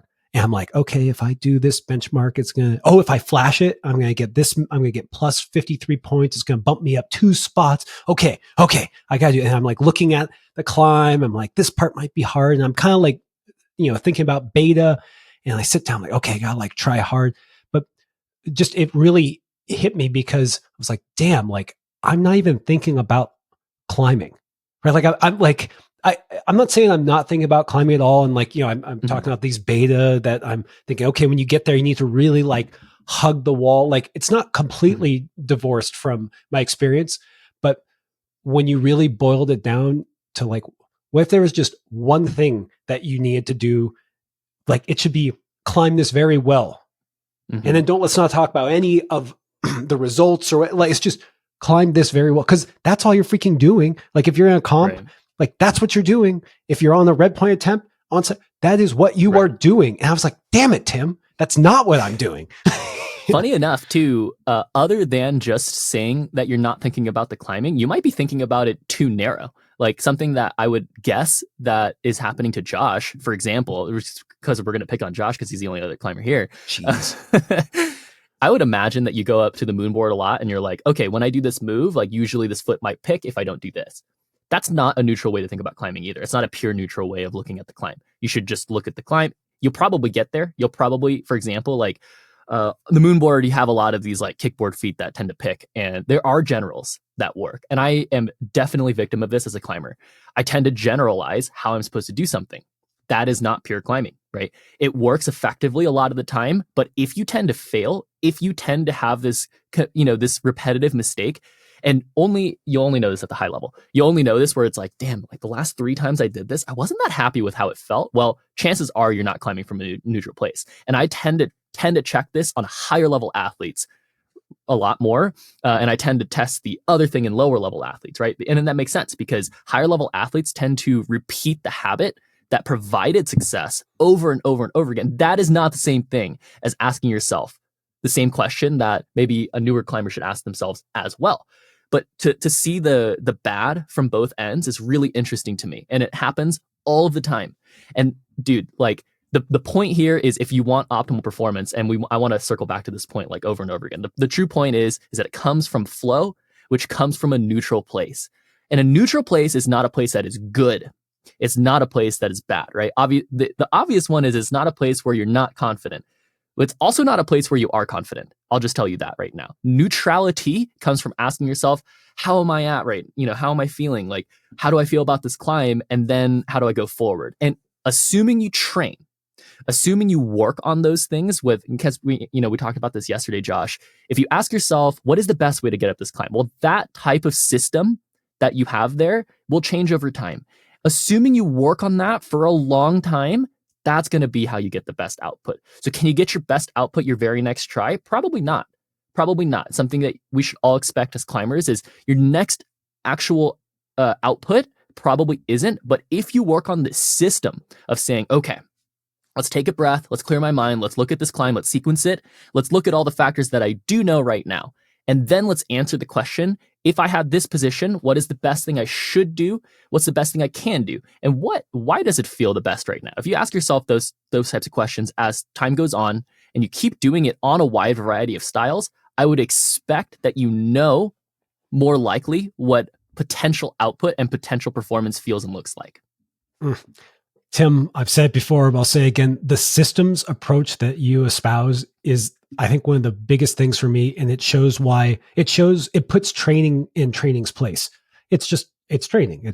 But it's part of your, it's part of the overall, I don't know, North Star, of heading towards the right system so that you can and that's mastery. Right. And I also just got say again, that thing you said where this is what I tell, or this is a mistake high level climbers make. This is a mistake low level climbers make. And you're like, okay, low beginner climbers do not understand kind of like the general theory often. And so, you gotta like say, hey, look, this is just kind of how it's going to work. You're going to want to keep your feet low. I don't know. I'm not even going to try to like come up with some situation. You're just like, this is how it should go. And then higher level climbers get sucked into the thing that is normally good. And I just thought that was so cool when you showcased how it evolves over time and how neither one is right. And you need to understand both and that you can get into trouble either way.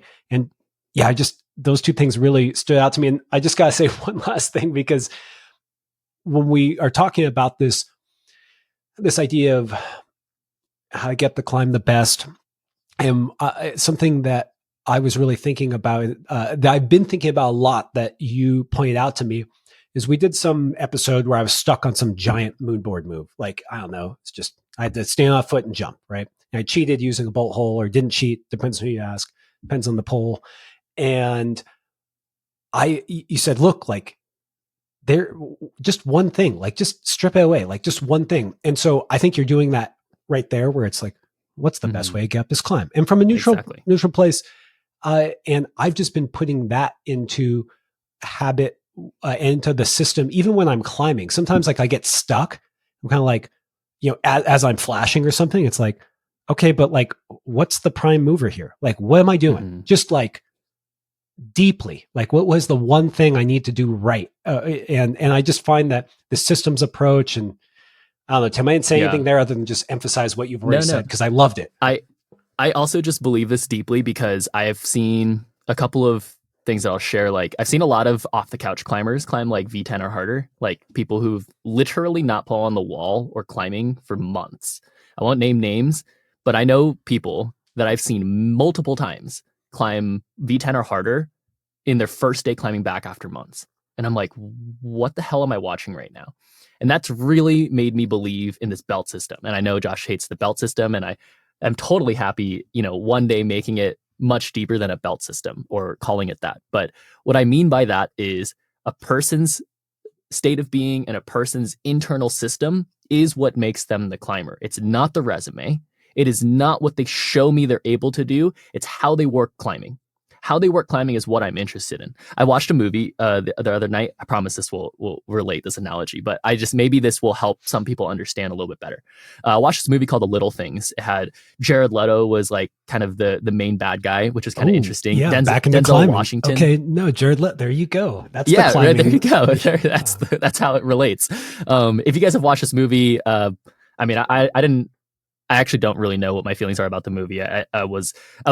I definitely liked it, but I don't have a strong feeling about the whole movie. Anyway, I like movies a lot. Denzel Washington was also in this movie, and I really like Denzel Washington movies. He's the Equalizer guy. He's also from Remember the Titans, probably other movies. But he was a cop detective in this movie, and he was kind of the older cop.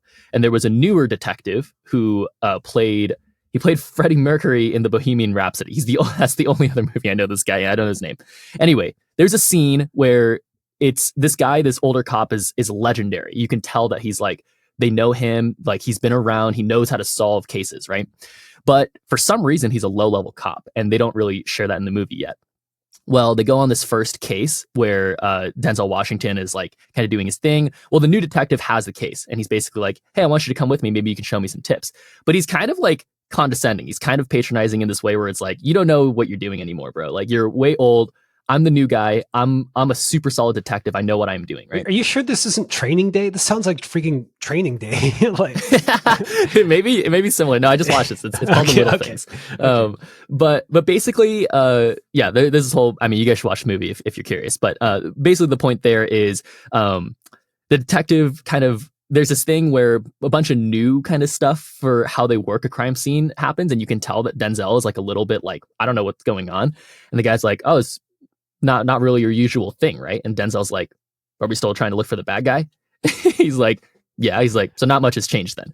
And I love that answer. I love how Denzel said it. I love that he was like, are we still looking for bad guys? Like, are we still looking for the guy who did this? And it's like, yes. And it's like, okay, it kind of made me clean up. Like if I used to say like, if Sharma like competed nowadays, like maybe, but it's like, if assuming climbing was still climbing in competitions, which is not an assumption, but if it was, that's what I would want to see, is that maybe a real climber would still win. Like maybe that's a good metric, by the way, to keep climbing pure in competitions, is like, maybe you should have the best climbers win like all of the time. Right. And so how do you test that? Well, that's a whole nother set of questions, but I like the point there where like, are we still sending climbs? Like, then I don't care what holds I'm grabbing. I don't care what double clutch is necessary. I don't care what foot stab I need to do. Like, are we still climbing this climb? Are we still sending this boulder?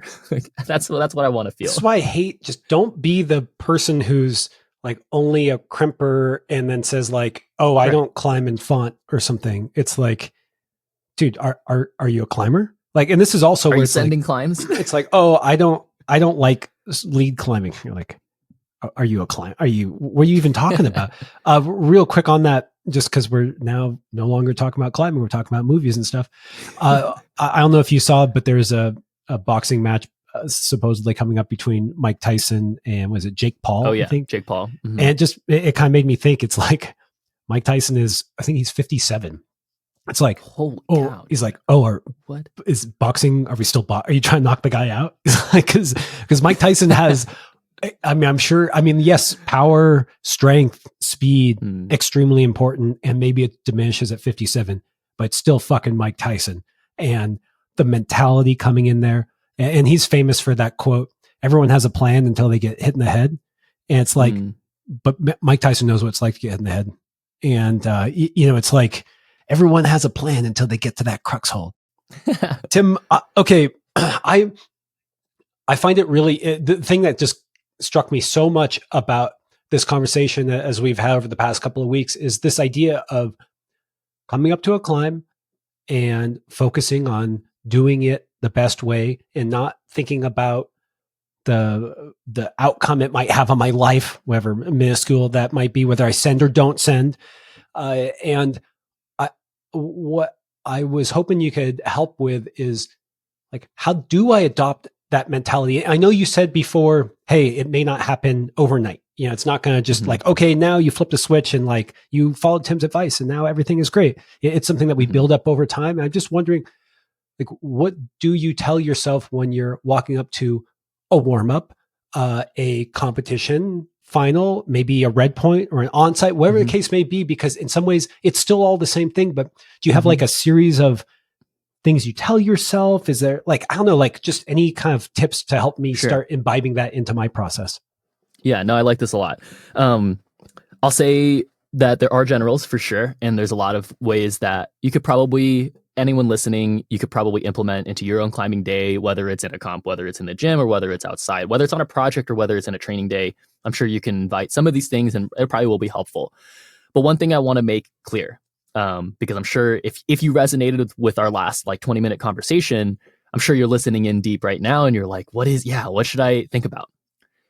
Be careful doing that. Be careful in general ever, like hearing something you like and then being like, cool, this is the next thing I'm going to implement, because this is the difficult part about climbing, is that every situation depends and it will then dictate your next move, right? It'll dictate your next move in mindset. It'll dictate your next move in like your clarity process. But one thing that is consistent is that neutrality, I found, comes with the best answers if you have a good systems approach, right? And so sometimes people just need to calm down. Sometimes people just need to start asking questions differently. Sometimes people need to give themselves a new bait to start following, right? Like your problem is going to change. Like what you run into in terms of an issue to get the next out of yourself is going to change. And sometimes it's a little bit more simple than you think. Sometimes it's right in front of your face. And so that's why I can't give you an answer to say like, well, when you run into this is the next thing you're going to do. Because it really is about that. Are you able to even understand your state of awareness, right? And so that maybe that's the first practical approach, is understand your state of awareness. The first thing that I generally do is give myself a direction, which I think is what a lot of people do. So it still is important to do that. I've seen failure in athletes where they do everything else except give them their first North Star. Everything else looks good, but because they don't have that first innate desire, they're not even very aggressive. They're not very committed to like the things that they need to do. Well, you see, when you do something and you don't do something else, there are pros and cons. There's an impact to your system. It's not to say that everything is like, oh, here's just the pros that I'm going to get. Everything comes with cons as well, right? And so it's really delicate. Like this whole systems approach is very delicate, but it's probably the most effective way to get the most optimal performance. Whether you're climbing or whether you're doing your job or like anything else that you do in life, I would argue that this is the most effective way. But because it's delicate, it's mostly awareness. It's mostly like being honest, like being very honest. A conversation that I've had with a lot of climbers, not just athletes, but climbers, maybe just climbers who just quote unquote do it for fun. By the end of our conversation, we tend to realize that we have the same motives for climbing. We both care about it deeply. We both want to have mastery in it. We both want to see progression. We both want to see a lot of the same things. And if you're not honest with yourself about that, good luck implementing, right? And so an honest desires approach might have to come first. What do I want? What do I want out of this training day? What do I want out of my project? Like, what do I want to see by the end of the year? What do I want to see by the end of the day? Like, what would actually mean success and failure to me? Those are really important things to figure out in the beginning. And then after that, I think clarity is probably the most important step. So being able to, again, understanding helps, but maybe you don't need to understand as often as you can just like take a deep breath in and out and just like clear your mind. Because like I said, if you aren't already assuming that you have an altered state of mind or an altered mindset for what you're aiming for, then you might be behind. You should assume that when you walk up to a climb, that you're not just thinking about the best way to get from point A to point B, or you're not just thinking about getting to the top. You're probably thinking about other things. And so you probably assume that. I actually regularly assume that. I go to the gym and I'm like, okay, I'm having fun. And then I land on this climb where I actually do want to succeed on it. I actually do want to have better than my previous attempts, or I want to focus more on this climb than I focus on the previous attempts, right? You see, those are really big desires. What do people generally do when that happens though? They just go for it. And they like expect or assume that if I tell myself to focus and if I tell myself to try hard, good things will happen. Good luck with that too.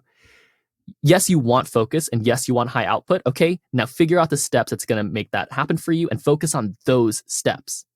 You have to constantly distill a process for yourself, because I think something that I've understood in climbing for myself or just in like performance is that our brains are kind of dumb. Our brains in telling ourselves to do things are very simple and focused. It's not a bad thing. It's just, that means you have to teach yourself a very specific way. Or maybe that's just the way that I work. But the way that I work and the way that I've seen a lot of people work is that you need to give yourself specific steps to follow. And if you don't do that, then you're going to focus on whatever you tend to rely on, right? And so that's what's really hard about focus and effort and trying hard. But okay, we'll stop there. Yeah, I just want to repeat. I want to see if I kind of get it and summarize it back to you, because I think what I'm hearing is that when you walk up to the wall, you always have a bias.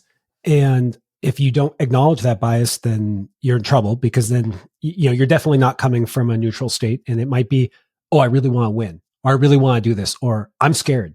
And if you can't sit there and be honest and hear those emotions, then you have no chance of being neutral, because you're like, it's there and you're trying to ignore it.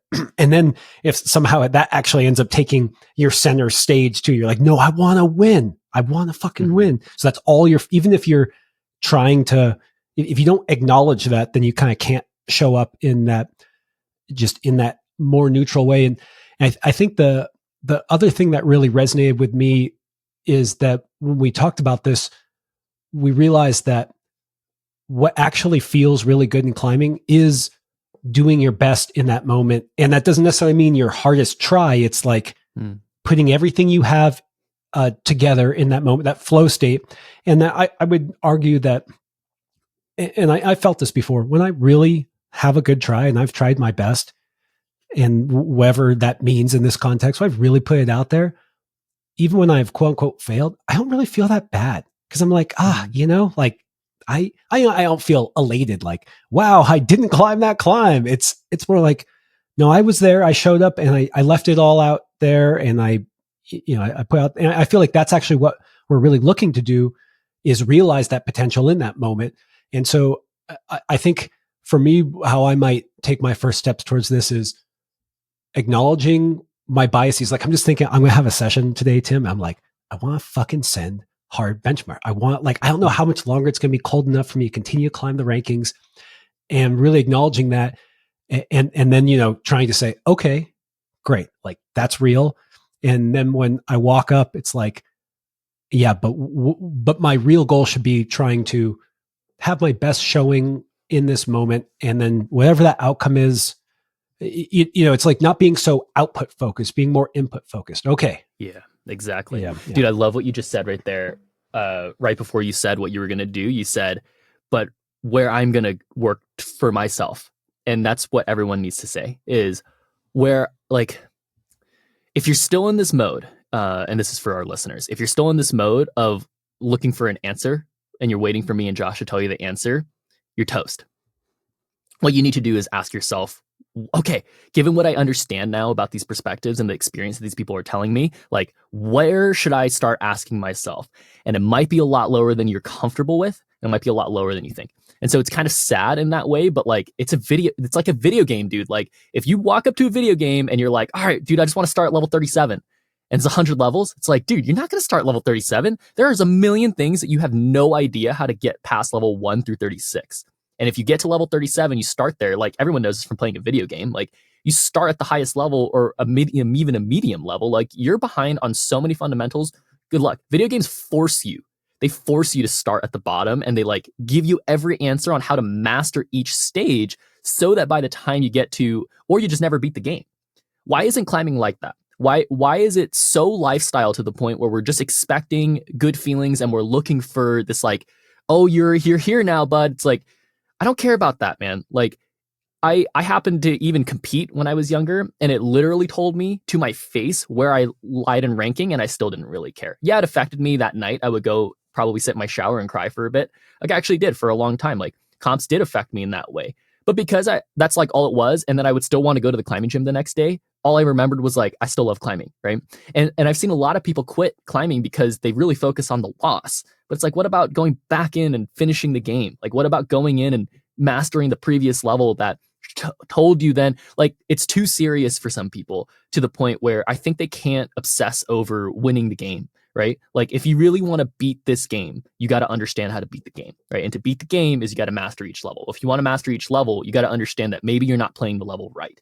Maybe all of us aren't playing these levels right. And I know that's a little bit too analogy-like and like video game-like, but hopefully some of the things you guys kind of got from these actual climbing things. And also, I like that Josh brought up, like, what about in comps? Like, what about outside on your project? What about on your 100th try where you're following the exact same move? You're right, Josh. These are all really specific places where the answers are really nuanced. And actually, that's where I feel happy not talking about it, because I'll share that's my journey today in climbing. Like, it's still what I'm looking for. And still what keeps me intrigued is like being able to go and try harder things and running into different problems. It's kind of my decision whether I want to have fun doing those things or not. And maybe that's where people get confused. It's like, oh, it's not so fun to work on certain parts. Well, it's like, but if you want to have fun at a higher level, you got to go through things that aren't so fun in other levels, right? And like, we got to understand all the things we got to run into. And maybe sometimes climbing is too much like this. And maybe the better thing is to like slowly be aware of these things as you go in and just try to have fun. And actually, that's my advice. Sorry, that's a lot of actuallys, but that's my advice for most people, is to go in and mostly like 80% of your focus for the day should be having fun. And like 20% of your focus should be working on yourself, because it's probably will keep you sustainable. It'll probably what keeps you just like going back to the gym in the first place. And that is a very delicate formula you need to have for yourself as well. If you don't even go to the gym that often, right? But like, you know what I'm saying? Like if you don't go to the gym enough, well, are you ever even working on yourself? But if you go to the gym every day and you only work on yourself 10% of that day, isn't that better? Isn't that more consistent that you're working on yourself, right? And so it's kind of funny where you have to pick and choose. And maybe that's why the best climbers just are climbers who don't even have training plans. They just go whenever they want to go, right? And they train maybe too much, but they're actually working on themselves. Yeah, I was going to say, I think that what actually happens is you start falling in love with this process of finding the areas where, you just, I don't know about you, but I just, every single time I climb, I'm like, oh, you idiot, you suck at this or whatever it is, right? Exactly. I mean, and not even necessarily like terrible, like it's more just, it's not mean. Yeah. I call almost like hints, like, oh, like, yeah, you you struggled on that V3. Interesting, Josh. Like, oh, okay. Like, what do you know there? And so just, I think that over time I've gotten more enjoyment out of finding the low hanging fruit to work on than just ticking off things, because it's not that I don't still love ticking off things. And sometimes that's really joyful, but like after a while, I don't know, like that, it's like, okay, like let's say you just tick off things within your skill level forever. And it's like, okay, like, great. Like, I don't there's just something missing there. I don't think that's why people climb it, like, or even do life in general, right? You're just like, Right, okay, exactly. like what is wrong here? Like, what can I get better at? And so I think that's the forever kind of game. But I also got to point out something you said where even when things go wrong, like the next day you just get up and go back to the gym. And it made me think, I actually just sent you a podcast. It's not a climbing podcast, but it's Dana White, the UFC guy, on Lex Friedman. And he talked about like, they're like talking about gambling or something. And he was just like, oh, something goes wrong. And then I wake up the next day, I don't wallow in it, but it's like, I'm sad. Like I don't like losing, but he's like, it's all about being in the game.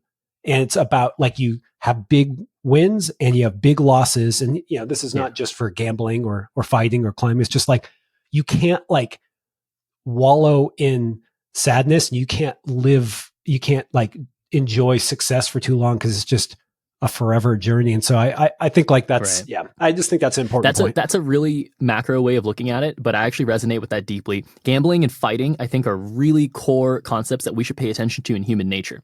Because if you'll see in successful fighters and gamblers and unsuccessful fighters and gamblers, really similar habits we were just talking about, where you constantly react to things, you're going to die in a fight.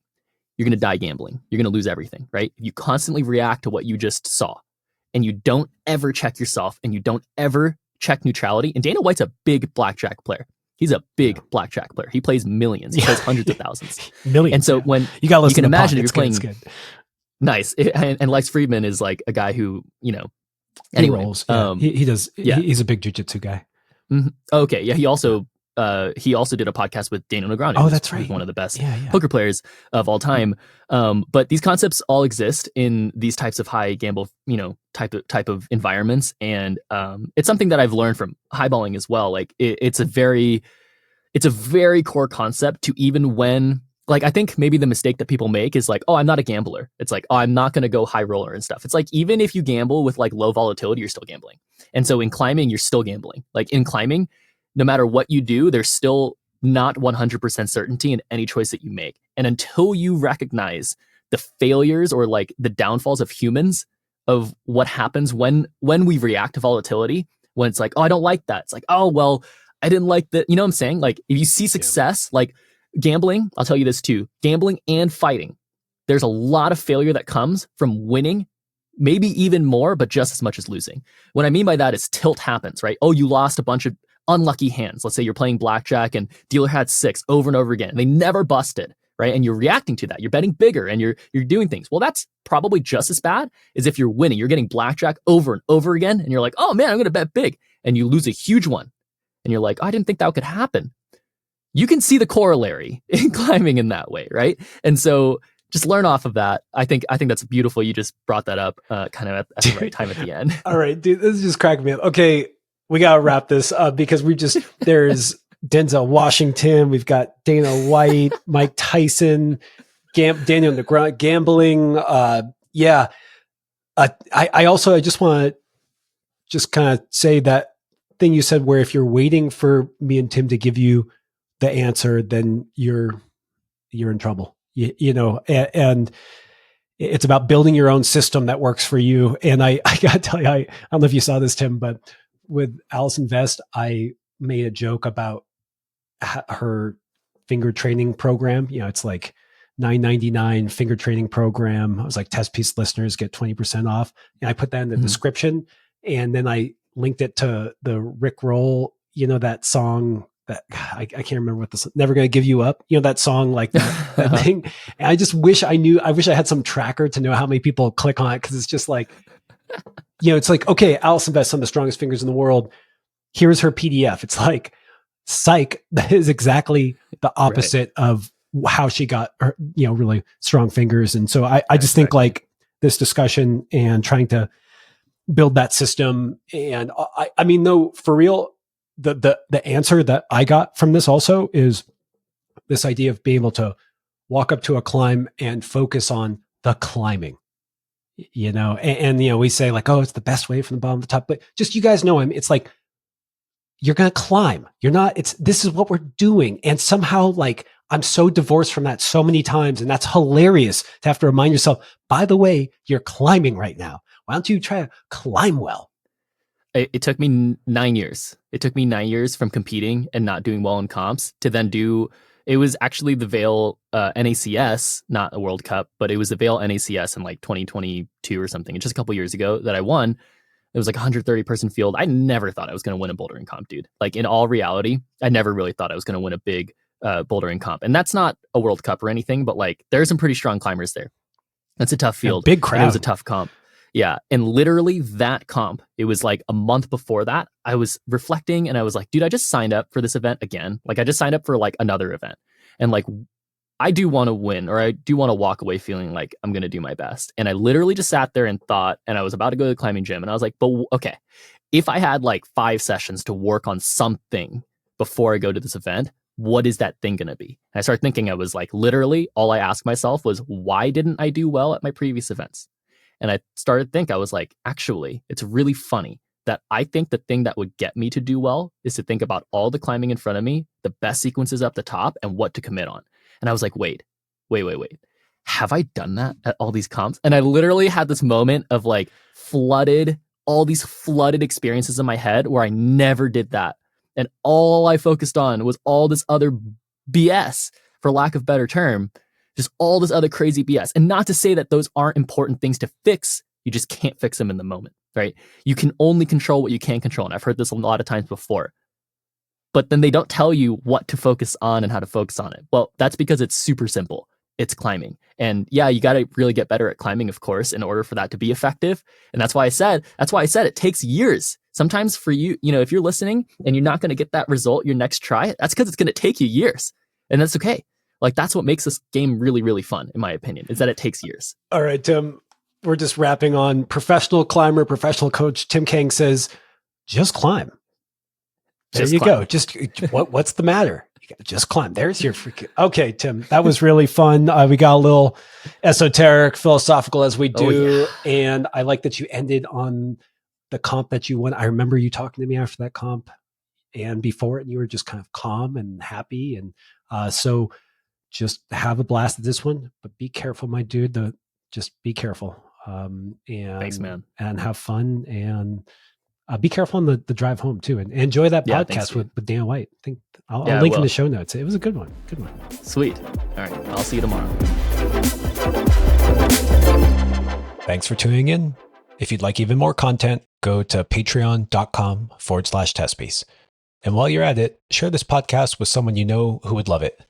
And please leave us a review or rating at wherever you get your podcasts. We've also got tons of great content on YouTube and Instagram, so don't forget to like and subscribe there. Okay, see you next week.